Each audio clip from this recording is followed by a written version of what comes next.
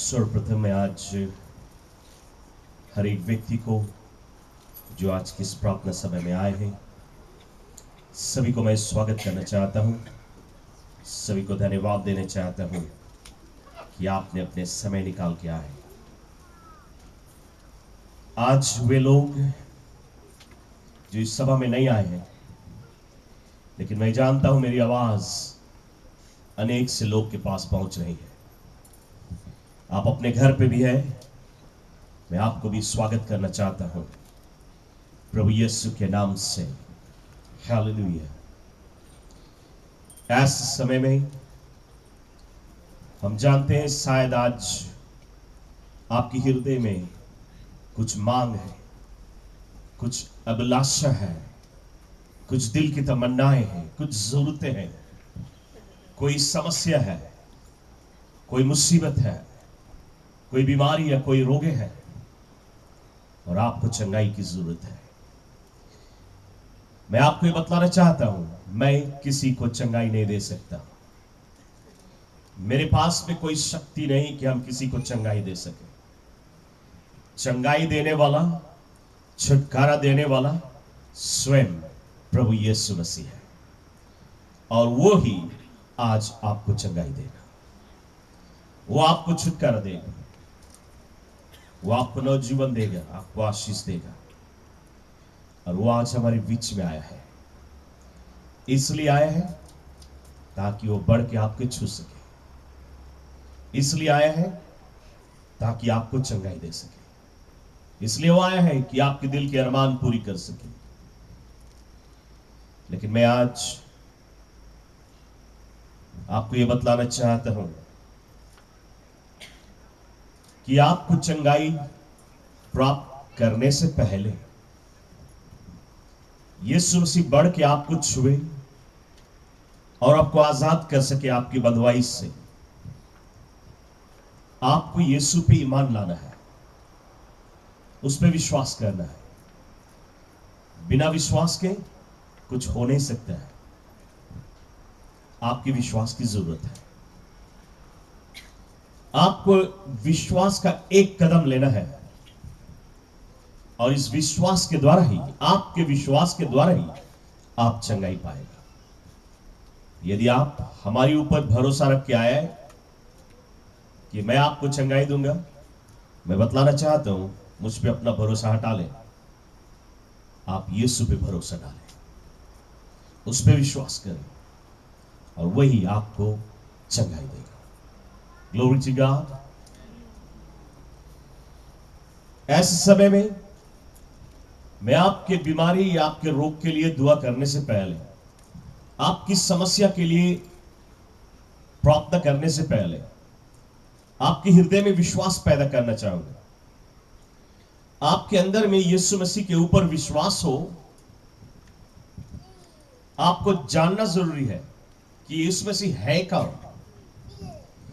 यदि आप यीशु मसीह को जान जाए तभी आप उसके ऊपर विश्वास कर सकते हैं।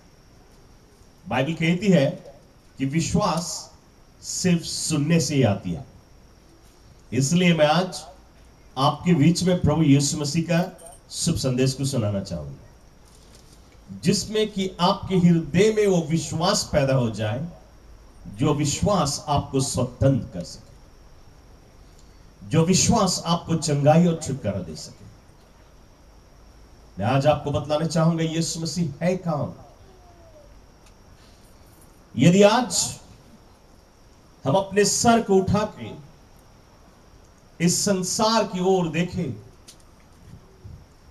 तो इस दुनिया में जितनी भी चीज हमारी आंख के नजर में पड़ती है, सब कुछ को बाइबल कहती है परमेश्वर ने रचा है। हर एक चीज का रचना प्रभु ने किया है। बाइबल हमें बतलाती है परमेश्वर ने इस संसार को 6 दिन में रचा। सब कुछ को रचने के बाद में उसने कहा आओ हम मनुष्य की रचना करें। और फिर बाइबल कहती है कि परमेश्वर ने मिट्टी को उठाया, मिट्टी को साना और उस मिट्टी को सानते हुए उसने एक आदमी को बनाया और परमेश्वर ने उसका नाम आदम रखा। पहला आदमी, उसका नाम परमेश्वर ने आदम रखा, और वहीं से हम और तुम आदमी कहते हैं। आज परमेश्वर ने उसके लिए एक स्त्री को भी बनाया,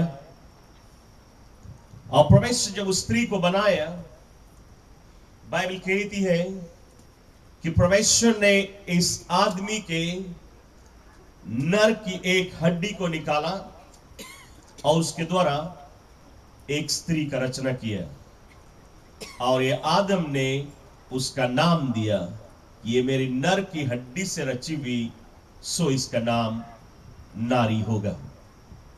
वहीं से आज हम स्त्री जाति को नारी कहते हैं ना। परमेश्वर ने जब इनको रचना किया, परमेश्वर इनको लाके इस संसार में छोड़ दिया। ये जो बगीचा, ये पृथ्वी, ये बगीचा जो उसने बनाया था, इस बगीचा में लाके उनको छोड़ दिया। मैं आपको ये बतलाना चाहता हूं, आज ये दुनिया जिस प्रकार से हम देख रहे हैं, इस प्रकार से नहीं था। ये दुनिया बहुत ही खूबसूरत परमेश्वर ने बनाया था, बिल्कुल स्वर्ग की तरह था। और परमेश्वर ने जब आदम और इस नारी को इस बगीचे में डाला, परमेश्वर ने कहा, देख, इस संसार में मैंने जितनी चीज की रचना किया हूं, ये सभी चीज के ऊपर अधिकार मैं तुझे देता हूं, अथॉरिटी तुम्हें देता हूं। तुम सभी चीज के ऊपर राज करोगे, तुम सभी चीज के ऊपर प्रभुता करोगे। तुमको मैंने सभी चीज से बलवान बनाया हूं। परमेश्वर ने कहा, तुम्हारे इस शरीर में कभी कोई बीमारी नहीं आएगा, तुम कभी बीमार नहीं होगे। तुम्हारा जीवन आनंद काल से आनंद काल के लिए, तुम कभी मरेगा नहीं। मनुष्य के शरीर में कभी बीमारी नहीं था, मनुष्य के जीवन में मौत भी नहीं था। हमेशा और हमेशा के लिए परमेश्वर ने उनको रचा था इस पृथ्वी में रहने के लिए। परमेश्वर उनको इस बगीचा में डाल दिया, और उसने कहा, तुम इस बगीचा के अधिकारी हो, तो इस बगीचा में राज कर सकता है। देख, अनेक से पेड़, अनेक से फल, अनेक से पेड़ों का रचना मैंने किया हूं। तुम सभी पेड़ के फल खा सकता है। तुम्हें खाना पकाना नहीं है, बर्तन मांजना नहीं है, कपड़ा नहीं धोना है, कोड़ना नहीं है, बोना नहीं है, सब कुछ प्रभु ने कर दिया है। सब कुछ है तुम्हारे लिए, सब कुछ है तुम्हारे पास।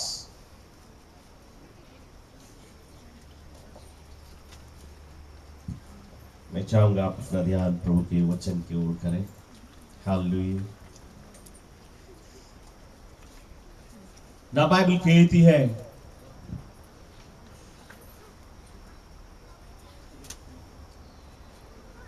बाइबल हमें बतलाती है, परमेश्वर ने मनुष्य को सभी चीज के ऊपर अधिकार दिया और उस बगीचा में डाल दिया। मनुष्य ऐश और आराम का जीवन बिताने लगे। मनुष्य के जीवन में कोई चीज की कमी नहीं, कोई बीमारी नहीं, कोई रोग नहीं। लेकिन परमेश्वर ने मनुष्य को एक आज्ञा दी है, एक कमांड दी है, एक आज्ञा है। परमेश्वर ने उनसे कहा, देख, इस बगीचा के बिल्कुल बीच में एक पेड़ है, सिर्फ तुम इस पेड़ के फल नहीं खाना। जिस दिन तुम इस पेड़ के फल खाएगा तुम मर जाएगा। परमेश्वर के मतलब यह नहीं कि पेड़ के फल में पॉइजन है और तुम खाए के मर जाएगा, यह उसका मतलब नहीं था। परमेश्वर का मतलब यह था कि ये पेड़ के फल जब तुम खाएगा तुम मेरी आज्ञा का उल्लंघन करेगा। मेरी आज्ञा के उल्लंघन करना पाप है, और जैसे तुम पाप करेगा तुम्हारे शरीर में बीमारी आएगा, रोग आएगा, और तुम सब रोज अमर नहीं रहेगा, तुम फिर मारा जाएगा एक दिन। परमेश्वर ने कहा, इस बगीचा के जो पेड़ है, ये बीच में सभी पेड़ से बिल्कुल अलग है, ताकि आदमी कभी मिस्टेक में उसे खाए नहीं ले। इसके निकट में और कोई पेड़ नहीं है, ये बिल्कुल अलग है। परमेश्वर ने कहा इस पेड़ के फल के नाम है ज्ञान के फल, और तुम इस पेड़ के फल नहीं खाना। ये आदम और ये स्त्री ऐश और आराम का जीवन बिता रहे हैं, स्वर्ग का जीवन है। इस पृथ्वी में वे राज कर रहे हैं, आनंद जीवन बिता रहे हैं। बाइबल कहती है कि परमेश्वर रोज आकाश से उतर के इस पृथ्वी पे आता, रोज शाम को आता, और ये आदम और ये नारी ये दौड़ के परमेश्वर के हाथ को पकड़ ले, और परमेश्वर इनको उस बगीचा में लेके टहरता रहा। जैसे आज भी एक बाप हो और शाम को काम पे से घर लौटे, उसके पास छोटे छोटे बच्चे हो, तो घर में आने से पहले वो ड्राइववे पे ही रहता है, बच्चे लोग दौड़ के उसके उंगली को पकड़ लेते हैं। बिल्कुल इसी प्रकार स्वर्गीय बाप आकाश से उतर के इस पृथ्वी पे रोज शाम को आता है, और आदम हवा दौड़ के उसके उंगली को पकड़ ले, और परमेश्वर उनको लेके उस बगीचा में टहरता था, यानी कि स्ट्रोल करता। और फिर एक दिन ये आदम और ये स्त्री उसी पेड़ के नीचे जा बैठा जिस पेड़ के फल परमेश्वर ने कहा था नहीं खाना। और ये जो शैतान जो आज भी लोगों को तंग करता है, ये शैतान सांप के शरीर को लेके उसी पेड़ के ऊपर आ बैठा, और वो स्त्री से कहता है, हे स्त्री, देख इस फल को कितना खूबसूरत है। ना उस समय ये स्त्री, इसका ध्यान उस फल की ओर नहीं था, इसका ध्यान दूसरी ओर था। शैतान पीछे से कहता है, देख इस फल कितना खूबसूरत है। ये स्त्री ने सोचा, परमेश्वर ने मुझसे कहा था इस पेड़ के फल खाना नहीं, देखने के लिए मिला नहीं, इसलिए हम देख सकता है। और उसने अपने चेहरे को उस फल की ओर किया, और वो शैतान से कहती है, वाकई ही बहुत ही खूबसूरत फल है। शैतान पूछता है स्त्री से, जब ये फल इतना खूबसूरत है तो ये फल खाने में भी कितना स्वाद होगा? ये स्त्री बोलती, जरूर काफी स्वाद होगा। शैतान बोलता है, क्यों ना तुम इसे चख के देख ले। ये स्त्री बोले, नहीं, हम इसे नहीं चखेगा, क्योंकि हमारे बाप हमें बताए से कि तुम इस पेड़ के फल नहीं खाना। शैतान उससे पूछे, क्या तुम्हारे बाप तुम्हें बताए कि इस पेड़ के फल के नाम है ज्ञान के फल? ये स्त्री बोले, जरूर, इस पेड़ के फल के नाम है ज्ञान के फल। शैतान उसको बहकाए और उससे कहे, देख इस पेड़ के फल में इतना ज्ञान है, इतना अधिक ज्ञान है कि जब तुम खा लेगा तुम परमेश्वर बन जाएगा। तब ये परमेश्वर तुम्हें बताए कि इस पेड़ के फल नहीं खाना, क्योंकि परमेश्वर के अंदर में डर है कहीं एक और परमेश्वर इस दुनिया में नहीं आ जाए। इस तरह थोड़ी देर के लिए सोचिस, बोले, ओ सच बात, तबे हमें परमेश्वर बताए इस पेड़ के फल नहीं खाना। और उस शैतान के बात के बहक में आके उस पेड़ के फल को तोड़ के उसने खा लिया, और अपने पति को भी दिया, तू क्या देखता है, तू भी इसे खा ले। वो भी उस पेड़ के फल खा लिया। ना बाइबल कहती है, जब उन्होंने इस पेड़ के फल खाया उनका आंख खुल गया। ना उनके आंख खुलने का मतलब ये नहीं कि उन्होंने अंधा नहीं रहा, उनका आंख खुला रहा, लेकिन उनके आंख खुलने का मतलब यह है कि उनके पाप का आंख खुल गया, क्योंकि इस पेड़ के फल में पाप का ज्ञान था। और जब उन्होंने इस पेड़ के फल खाया, वे परमेश्वर के आज्ञा का उल्लंघन किया, उनमें पाप समा गया, और तब वे पहचाने कि उनके शरीर में कोई वस्त्र नहीं है। अभी तक उनका शरीर परमेश्वर के ज्योति से ढका हुआ था, इतना तेजी रफ्तार से ज्योति उनके शरीर में चमकता रहा कि उनका सारा शरीर ढक जाता रहा। लेकिन क्या हुआ, जैसे इन्होंने गुनाह किया, ये ज्योति उन्हें छोड़ के चला गया। और जब ये ज्योति उन्हें छोड़ के चला गया, तब वे पहचाने उनके शरीर में वस्त्र नहीं है, और उनमें पाप की पहचान आई। इसलिए वे जंगलों में जाके लुकने लगे। जंगल के पत्तियों से वे अपने तन को ढकने लगे। बाइबल कहती है उस शाम को भी परमेश्वर उस बगीचा में आया जैसे वो रोजाना आता है। लेकिन इस बार जब परमेश्वर उस बगीचा में आया, ये आदम और ये हव्वा दौड़ के नहीं गए उसके उंगली पकड़ने के लिए, क्योंकि वे जंगल में लुके हैं। परमेश्वर ने पुकारा, आदम तू कहां है, आदम तू कहां है। और बड़ी ही धीमी आवाज में आदम एक पेड़ के आड़ में से कहता है, प्रभु मैं यहां हूं। परमेश्वर ने कहा तू मेरे सामने आ। आदम ने कहा मैं नहीं आ सकता। परमेश्वर ने कहा तू क्यों नहीं आ सकता, क्या तुमने उस पेड़ के फल खा लिया।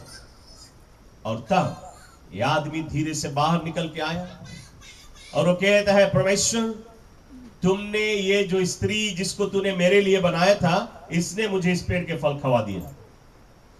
परमेश्वर ने स्त्री से पूछा, हे स्त्री तू क्यों इस पेड़ के फल खाया, क्यों अपने पति को खिलाया।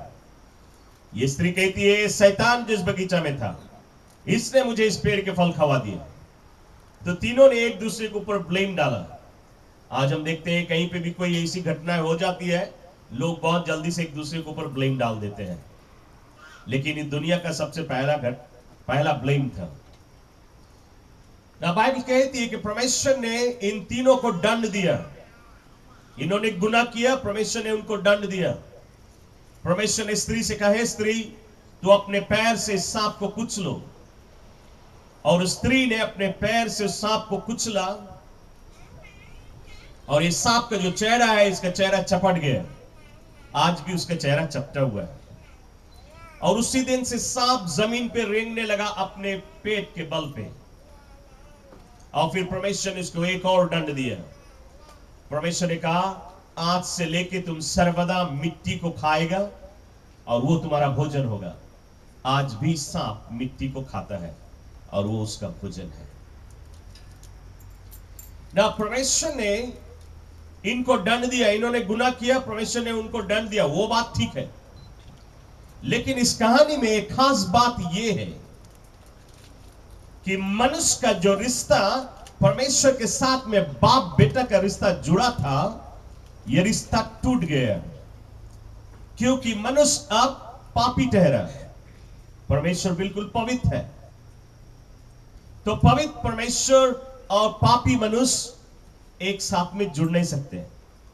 जैसे अंधकार और ज्योति एक साथ में एक जगह नहीं रह सकती, इसी प्रकार परमेश्वर पवित्र है और मनुष्य पापी ठहरा, तो कोई मनुष्य परमेश्वर से बात नहीं कर सकता, यानी कि उससे विनती नहीं कर सकता, प्रार्थना नहीं कर सकता, क्योंकि प्रभु उनको सुनेगा नहीं। और फिर मनुष्य मरने के बाद में स्वर्ग में नहीं जा सकता, कि स्वर्ग पवित्र स्थान है, परमेश्वर का शासन है, परमेश्वर का घर है, परमेश्वर का जगह है। तो मनुष्य पापी है, स्वर्ग नहीं जा सकता। उसके मतलब सभी मनुष्य नरक जा रहे हैं। आज दुनिया में कौन सा ऐसे व्यक्ति है जिसने पाप नहीं किया है? सभी ने पाप किया है और ये पाप के कारण हर एक व्यक्ति का जीवन उनको नरक ले जा रहा है, स्वर्ग नहीं सके जाए। हम रेडियो में सुनते हैं स्वर्गवास हो चुका है। मैं आपको बतलाना चाहता हूं, बिना यीशु के स्वर्गवास नहीं होती है। इस कहानी में आपको बतलाना यही चाहूंगा कि मनुष्य का रिश्ता परमेश्वर से टूट गया इस पाप के कारण। लेकिन अब परमेश्वर सोचता है, यदि मैं मनुष्य का रिश्ता अपने साथ में नहीं जोड़ू तो कौन जोड़ेगा।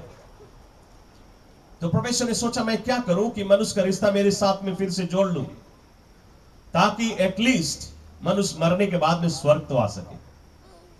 बाइबल कहती है कि परमेश्वर ने एक भेड़ा लेके आया और उस भेड़ा को काटा, उस भेड़ा का खून बहा।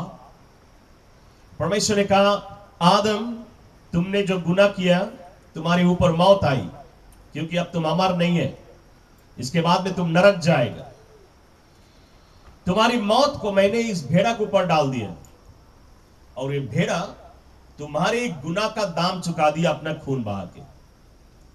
और परमेश्वर ने उस भेड़ा का चमड़ा निकाला, उसमें खून लगा था और खून सहित कपड़ा बना के आदम और हव्वा के तन को ढक दिया, ये कहते हुए कि देख मैंने तुम्हारी गुनाह को भेड़ा के खून से ढक दिया। अब तुम पवित्र ठहरे, तुम्हारा रिश्ता मेरे साथ में जुड़ता है।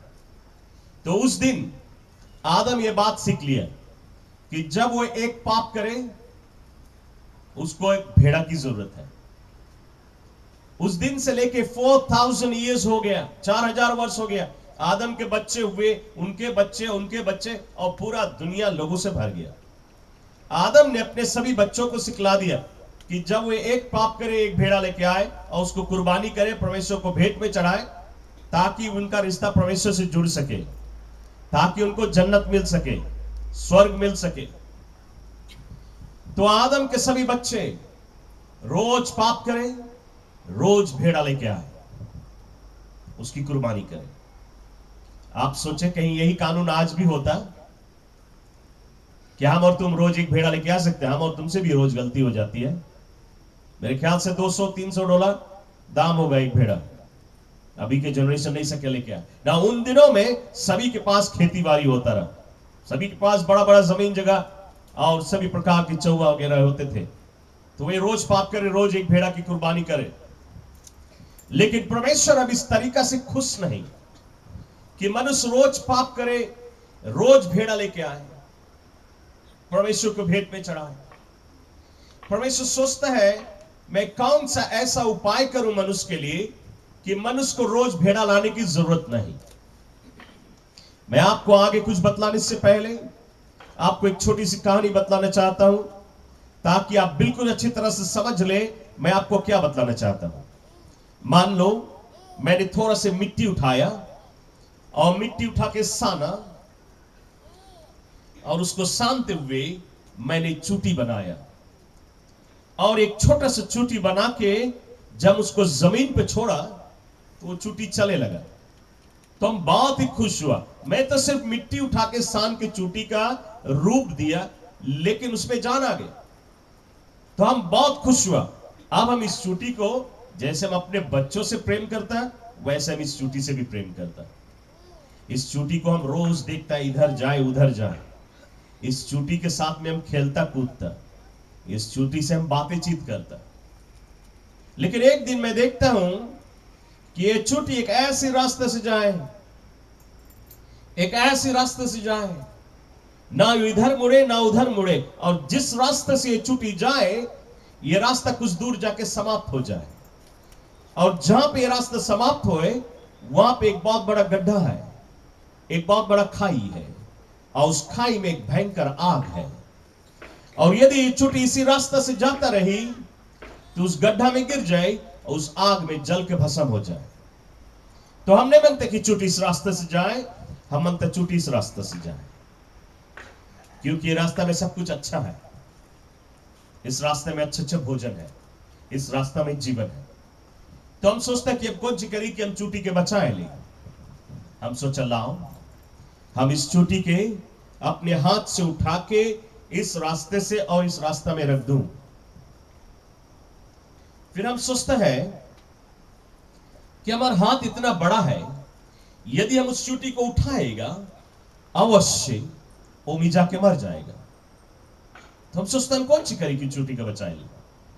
हम सोचा लाओ हम इस चूटी के डांटी, और हम इस चूटी के डांटा।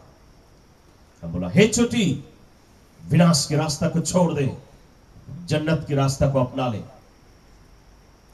लेकिन अफसोस की बात, चूटी ने मेरी बोली नहीं समझा, मेरा भाषा नहीं समझा, वो उसी रास्ते से जा रही है। मैं सोचता हूं कि मैं क्या करूं कि चूटी को बचा लूं। मैं जान गया कि मेरे पास कोई रास्ता नहीं, सिर्फ एक ही रास्ता है कि मैं खुद चूटी बनूं। तो हमें सोचे पड़ा, जैसन बिल में चूटी रहे वैसन बिल में हमें रहे पड़े। जो भोजन चूटी करे उसके भोजन हमें करे पड़े, जो भाषा चूटी बोले उसके भाषा में बोले पड़े। तब हम सकते हैं चूटी को इस विनाश के रास्ते से निकाल के और जन्नत के रास्ता में ले आए। तो हमें चूटी को बचाने के लिए चूटी ही बनना पड़े। बिल्कुल इसी प्रकार से प्यारे दोस्तों और भाइयों बहनों, मैं आपको बतलाना चाहता हूं, आज मैं, आप और सारे संसार के लोग जिस रास्ते से हमारा जीवन जा रहा है, रोजाना का जीवन हमारी जिस रास्ते से आगे की ओर बढ़ रहा है, यह विनाश का रास्ता है। यह रास्ता कुछ दूर जाके समाप्त होता है, और जहां पे यह रास्ता समाप्त होता है वहां पे एक बहुत भयंकर खाई है, एक गड्ढा है, और उस गड्ढे के अंदर में एक भयंकर आग है, और इसको हम और कुछ नहीं कहते हैं, इसको हम मौत और नरक कहते हैं, जो हम सभी के जीवन में है। तो आज हम और तुम मौत की ओर बढ़ रहे हैं, लेकिन उस मौत के बाद में जहन्नम की आग है, नरक की आग है, क्योंकि हम और तुम गुनहगार हैं। हम और तुमने पाप किए हैं, और ये पाप के कारण हम नरक के रास्ते में बढ़े चले जा रहे हैं।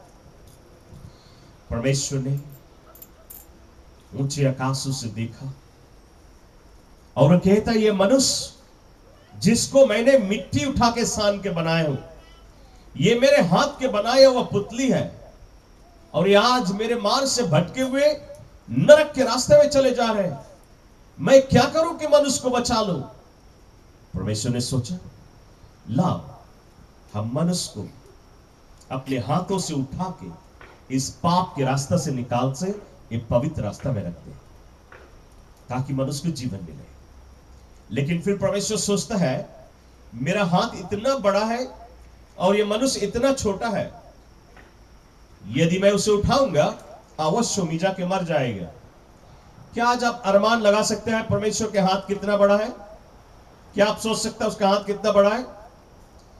यदि आज आप एक ऊंची चोटी पे चली जाए या ऊंची पहाड़ पे चली जाए, और उस पहाड़ के ऊपर से आप पूरा दुनिया को देखने की कोशिश करें, तो भी आपके आंख के पहुंच उतनी दूरी तक नहीं कि ये पूरा दुनिया देख सके। इतना बड़ा दुनिया है ये।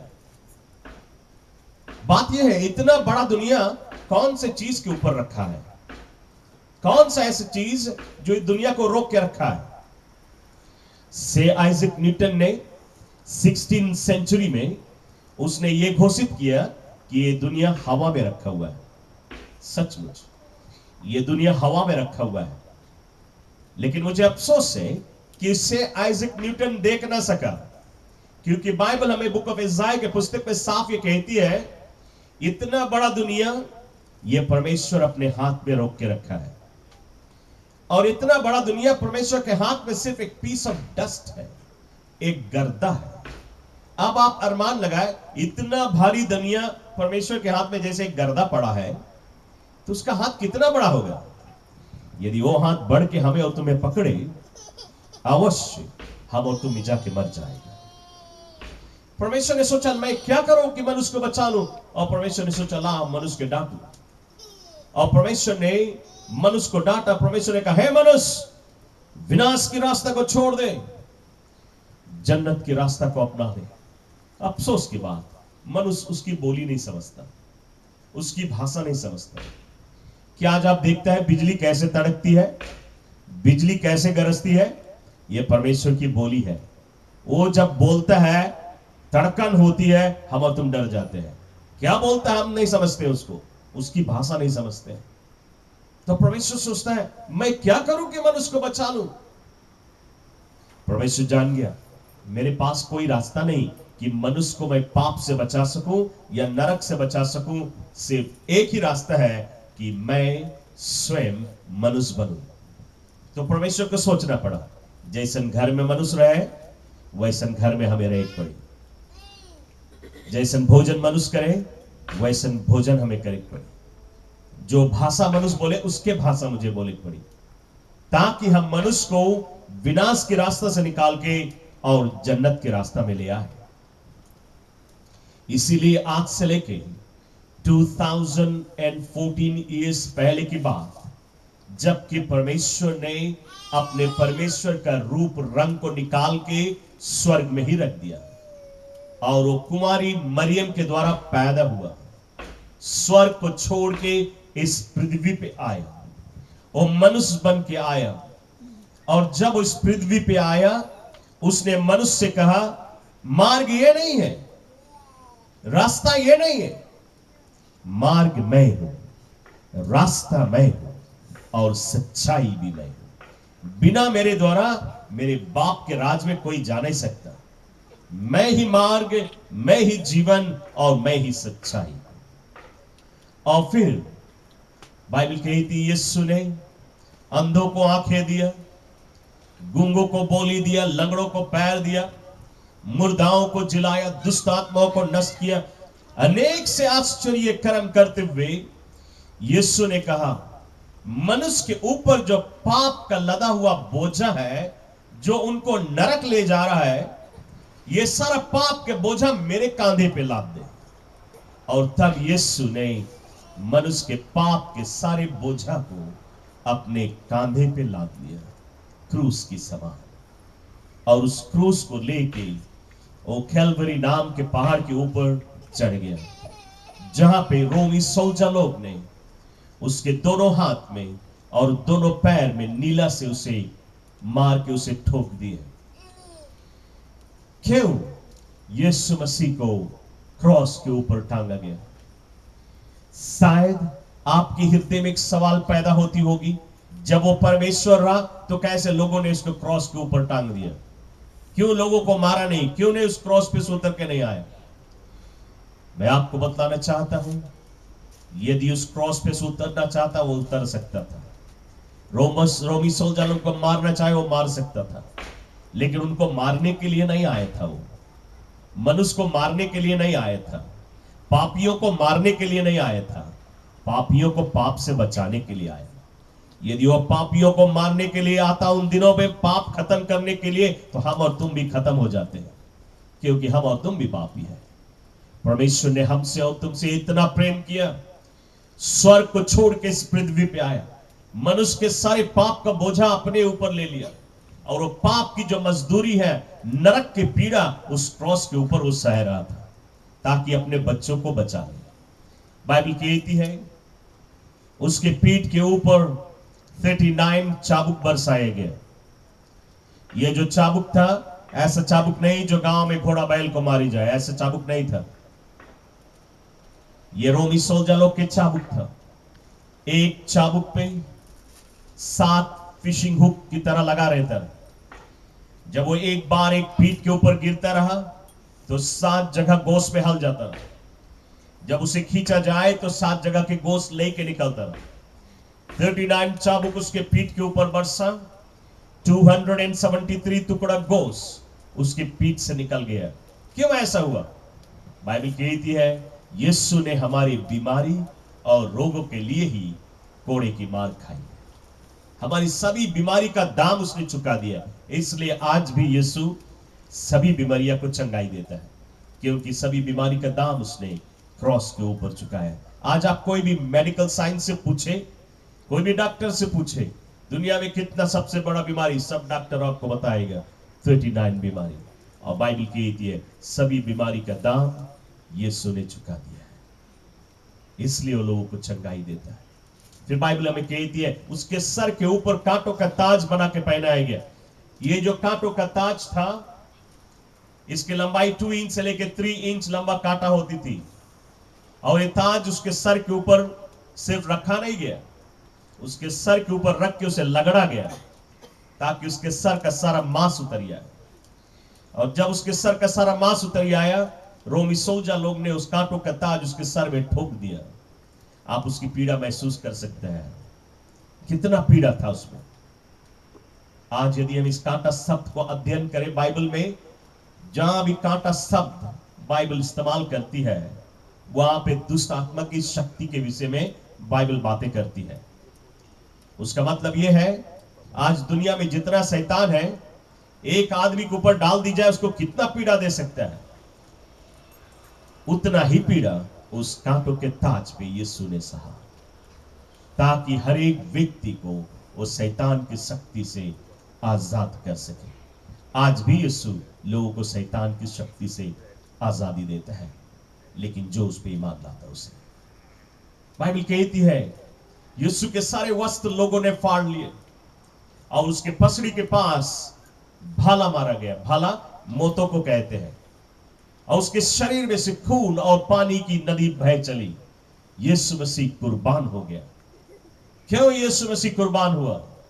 क्योंकि वो स्वयं परमेश्वर का मेमना बन के आया था, परमेश्वर का भेड़ा स्वयं अपना जान दे दिया, ताकि हमें और तुम्हें रोज भेड़ा लाने की जरूरत न पड़े। उसने हमारे लिए और तुम्हारे लिए भेड़ा बन के आया और अपने लहू की कुर्बानी की, अपनी जान की कुर्बानी दी, ताकि हम और तुम मौत से बच सके, हमारी गुनाह की माफी मिल सके। नरक का पीड़ा उसने ले लिया ताकि हम और तुम नरक ना जा सके। बाइबल कहती है लोगों ने यीशु मसीह को कब्र में दफना दिया, लेकिन 3 दिन और 3 रात बीतने के बाद यीशु ने कब्र के बंधन को तोड़ के और वो जीवित बाहर निकला और आज जिंदा परमेश्वर है। Glory to God, hallelujah. Yeshu Masih से पहले बहुत आए, यीशु मसीह के बाद में बहुत आए और बोले हम परमेश्वर है, लेकिन सबके सब मर गए। बल्कि मैं आज आपको एक ऐसी जगह ले जा सकता हूं यरूशलेम में, जहां पे एक कब्र है और वो कब्र खुला हुआ है और उसमें एक भी हड्डियां नहीं है, क्योंकि यीशु मसीह जी उठा है। और मैं आज आपको बतलाना चाहता हूं, इसलिए बाइबल कहती है आकाश पे, पृथ्वी पे और पृथ्वी के नीचे कोई और नाम नहीं दिया है, और कोई नाम नहीं है जो मनुष्य जाति को पाप से बचा सके, जो मनुष्य को स्वर्ग में जगह दे सके। कोई और नाम नहीं, सिर्फ एक ही नाम, यीशु मसीह का नाम, जो लोगों को मुक्ति और जीवन दे सके। आज यीशु मसीह लोगों को मुफ्त में मुक्ति देता है, आजादी देता है। यदि आज आप परमेश्वर की इस वचन को पहली बार सुन रहे हैं, आज आपके लिए मुक्ति का दिन है। ना जाने कल आपको मौका मिले या ना मिले। यदि आज आप पाप से आजादी प्राप्त करना चाहता है, मुक्ति प्राप्त करना चाहता है, जीवन पाना चाहता है, आपको यीशु की जरूरत है। और यदि आप चाहेगा इस यीशु को अपने दिल में, तो मैं आपके लिए दुआ करूंगा। जैसे आप हमारे पीछे दुआ करेगा, यीशु तुरंत ही आपके दिल में आ जाएगा, आपके सारे गुनाहों की वो माफी दे देगा, आपके नाम को जीवन के पुस्तक में लिख लेगा, और फिर आपको कोई मौत से, कोई चीज से डर नहीं। आपके शरीर में चंगाई मिले वो छोटी बात है, सबसे बड़ा बात है कि आपको मुक्ति मिल जाए, आपको जन्नत में जगह मिल जाए, स्वर्ग में जगह मिल जाए, आपके नाम जीवन के पुस्तक में लिख ली जाए, आपकी गुनाह की माफी मिल जाए। तो मैं आज ये निर्णय आपके ऊपर छोड़ना चाहूंगा। मैं आपको बतला दिया यीशु मसीह कौन है। अब आपको यह जरूरी है आप उसके ऊपर ईमान लाए, उसके ऊपर विश्वास लाए, और आप जाने कि सिर्फ वो परमेश्वर है और वही आपको मुक्ति देगा, वही आपको जन्नत में जगह देगा। और यदि आज आप इस यीशु मसीह को विश्वास करेगा, तब वो आपके शरीर में चंगाई लाएगा। तो मैं आज आपसे ये पूछना चाहूंगा, क्या आज इस मौका से आप लाभ उठाना चाहेगा? ये मुफ्त का तोहफा क्या आज आप स्वीकार करेगा? क्या यीशु को आज बुलाएगा अपने दिल में, कि वो आपके दिल में आ जाए, आपके जीवन का राजा और प्रभु बन जाए, आपकी गुनाह की माफी दे दे, जन्नत में आपके नाम लिख ली जाए? क्या आप उसको अपने जीवन में अपनाना चाहेगा? शायद आज इस भीड़ में आप हैं और आपने यीशु को नहीं अपनाया है, आपके पाप आपको नरक ले जा रहा है। आज आपका समय है, क्या आप उसको पुकारे अपने दिल में? शायद आप अपने घर पे प्रभु का वचन सुन रहा है और प्रभु का वचन आपके दिलों से बातें कर रहा है कि आपको भी यीशु की जरूरत है। आप अपने घर पे भी जाए, वहीं पे भी दुआ कर सकते हैं। हमारे पीछे यदि आप इस दुआ को बोले, मैं जो बोलूंगा हमारे पीछे बोलेगा, यीशु आपके दिल में आ जाएगा, आपकी गुनाह की माफी देके आपके जीवन का राजा और प्रभु बन जाएगा। आप तैयार हैं? क्यों हम सब अपने आंखों को बंद करें और मैं जो बोलूं आप हमारे पीछे बोले। स्वर्गीय पिता, मैं तेरे पवित्र चरणों में प्रभु यीशु के नाम से आता हूं और विश्वास करता हूं कि प्रभु यीशु मसीह